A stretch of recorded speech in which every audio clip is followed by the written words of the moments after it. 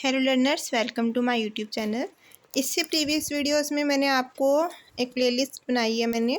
उसमें मैंने आपको समझाया था intro, meaning, scope and importance of management accounting.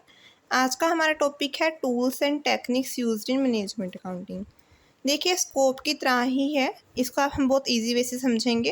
देखिए, फाइनेंशियल अकाउंटिंग, कॉस्ट अकाउंटिंग, ये तीन दोनों हमने पहले ही स्कोप में लर्न किए थे। फाइनेंशियल अकाउंटिंग वो है जिसमें trading account, profit and loss account, balance sheet, ये सारे प्रिपेयर्ड होते हैं और ये इन्फॉर्मेशन प्रोवाइड करवाते हैं हमारी मैनेजमेंट अकाउंटिंग को, ताकि वो fund flow statements, cash flow and ratio analysis prepare कर सके। तो एक टेक्निक होती है।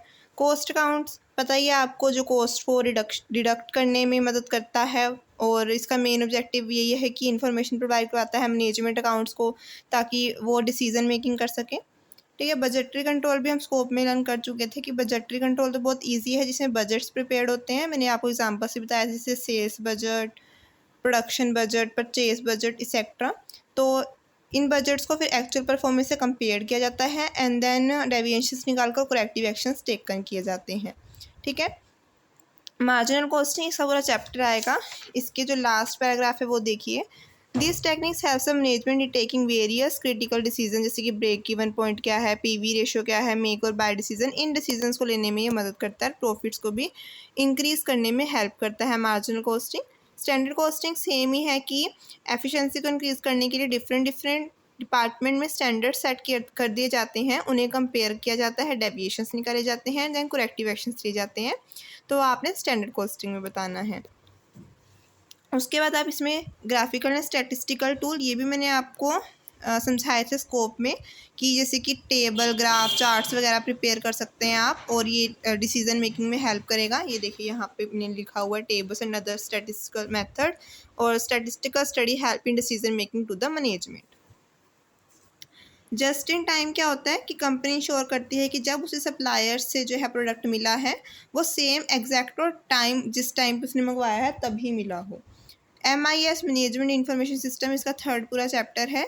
उसमें क्या है कि कंप्यूटर बेस्ड सिस्टम है जिससे इंफॉर्मेशन हम ले सकते हैं, रिकॉर्डिंग, क्लासीफाइंग, समराइजिंग डाटा कर सकते हैं। ठीक है, एक क्वांटिटेटिव टेक्निक होती है जिसमें आप एग्जांपल देंगे gaming, simulation theory, linear programming, ये सारे सेक्टर, ये बहुत सारे आपके टेक्निक्स आ जाएंगे इसमें। तो आई होप आपको बहुत अच्छे से क्लियर हुआ होगा आज का इम्पोर्टेंस, आज का टेक्निक्स का ये पूरा टॉपिक। ठीक है, उसके बाद हम आज लिमिटेशंस भी करते हैं कवर, क्योंकि उसके बाद बस हमारे दो डिफेंसिव क्वेश्चन और ये जो important cost reduction cost technique, इनकी आगे आने वाली वीडियोस में आपको समझाऊंगी।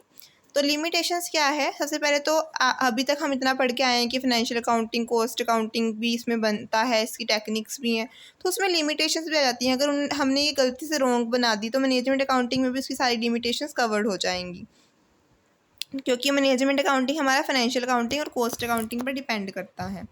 उसके बाद है lack of knowledge and related subject. काफ़ी सारी नॉलेज रखनी पड़ती है मैनेजमेंट अकाउंटिंग को बनाने के लिए, अगर वो नहीं होगी तो मैनेजमेंट अकाउंट्स आपके गलत बनेंगे। ये सिस्टम बहुत ही कॉस्टली है, इसको अफोर्ड करना स्मॉल यूनिट्स के लिए पॉसिबल नहीं होता, क्योंकि इसमें काफ़ी सारी नॉलेज इन्हांस करनी पड़ती है, हमें अपनी ट्रेनिंग वगैरह नीडेड होती है। ठीक है, उसके बाद ये इवैल्यूएशनरी स्टेज, मतलब अपनी इनिशियल स्टेज पर है। अभी अभी मैनेजमेंट अकाउंटिंग आई है हमारी, तो ये अभी अभी इवैल्यूएशनरी स्टेज पर है और डेवलप्ड नहीं हुई है। वाइड स्कोप, इसका स्कोप बहुत वाइडर है, क्योंकि इसमें फाइनेंशियल अकाउंटिंग और कॉस्ट अकाउंटिंग भी इंक्लूडेड है, तो इसमें काफ़ी टाइम कंज्यूमिंग है। लैक ऑफ ऑब्जेक्टिविटी, इसमें ऑब्जेक्टिविटी भी नहीं है हमारी, मैनिपुलेशन वगैरह होती रहती है, कोई ऑब्जेक्टिव इसका क्लियर नहीं होता। ठीक है, इसमें कोई लीगल बैकिंग भी नहीं है, मैंने आपको एक नेचर के पॉइंट में समझाया था, मैं आपको एक पॉइंट दिखाती हूँ। ये देखिए, इसकी नो लीगल बैकिंग का मतलब कि एप्लीकेशन ऑप्शनल है। इसको बनाना कंपल्सरी नहीं होता, ऑप्शनल होता है, ये ऑब्लिगेटरी नहीं है अंडर एनी एक्ट और रूल। ठीक है, इसको आप बना सकते हैं, नहीं बना सकते हैं, ये ऑप्शनल है, तो इसीलिए ये भी एक लिमिटेशन होती है इसकी। तो आई होप आपको बहुत अच्छे से लिमिटेशन एंड इसकी टेक्निक्स क्लियर हुई होंगी। ठीक है, नेक्स्ट आने वाली वीडियोस में हम इसकी डिफरेंसेस लर्न करेंगे एंड देन ये वाले topic cost control, cost reduction and cost management, फिर हमारा चैप्टर कंप्लीट होगा। ओके फ्रेंड्स, अगर आपको मेरी ये वीडियोस हेल्पफुल लग रही हों, मैं इस सीरीज़ बना रही हूँ पूरी प्लेलिस्ट की, तो आप हमारे चैनल को सब्सक्राइब कीजिए ऐसी न्यू वीडियोस जानने के लिए। Thank you friends.